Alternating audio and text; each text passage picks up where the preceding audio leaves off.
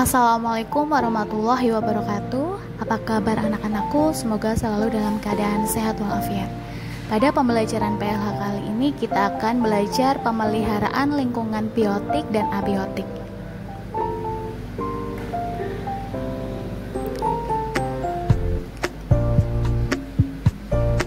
Apa yang dimaksud dengan lingkungan biotik? Lingkungan biotik merupakan lingkungan yang terdiri dari makhluk hidup.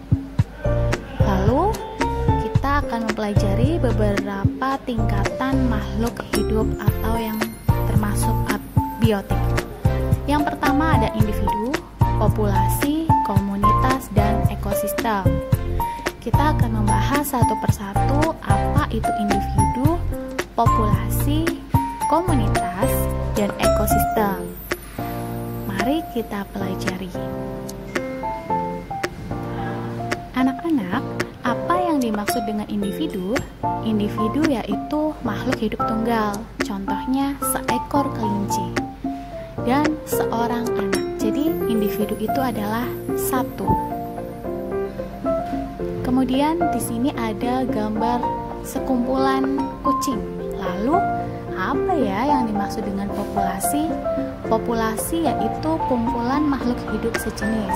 Contohnya ada sekumpulan penguin.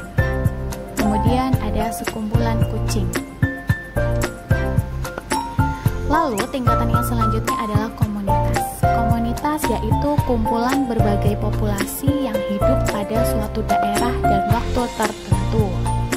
Bisa dilihat itu ada contohnya. Ada kumpulan populasi jerapah, populasi banteng yang hidup di dalam satu tempat yang sama. Kemudian ekosistem merupakan sistem ekologi yang merupakan suatu hubungan timbal balik antara makhluk hidup dengan lingkungannya.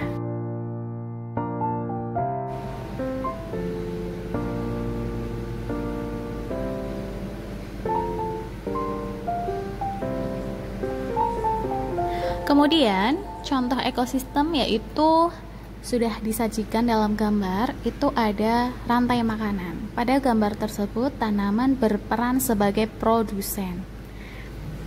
Kemudian hewan-hewannya itu berfungsi sebagai konsumen satu dan seterusnya. Selanjutnya kita akan belajar tentang lingkungan abiotik.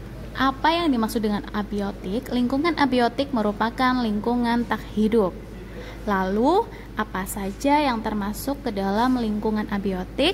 Mari kita simak penjelasan berikut ini. Yang pertama adalah suhu. Ekosistem dapat terpengaruh karena suhu. Makhluk hidup dapat hidup karena suhunya cocok. Ketidakcocokan suhu dapat membuat makhluk hidup itu mati. Selanjutnya adalah sinar matahari. Sinar matahari menjadi sumber utama proses fotosintesis. Sinar matahari juga dapat menentukan pengaruh secara menyeluruh pada makhluk hidup. Dan selanjutnya adalah air. Air ini merupakan zat yang paling banyak di muka bumi. Seperti halnya energi, air sangat penting bagi pertanian, industri, dan hampir semua bentuk kehidupan. Kemudian selanjutnya yaitu tanah. Tanah tersusun atas bahan-bahan yang menyusun lapisan permukaan bumi. Hampir semua makhluk hidup menjadikan tanah sebagai tempat hidupnya. Lalu yang selanjutnya ada apa ya? Benar sekali, ada angin. Pengaruh angin bagi makhluk hidup tak kalah pentingnya. Proses penyerbukan tumbuhan dilakukan oleh angin. Selain itu, kelembapan suatu daerah bergantung pada kondisi angin di daerah tersebut. Terima kasih sudah menyimak. Semoga ilmu yang Ustazah sampaikan bisa bermanfaat. Wassalamualaikum warahmatullahi wabarakatuh.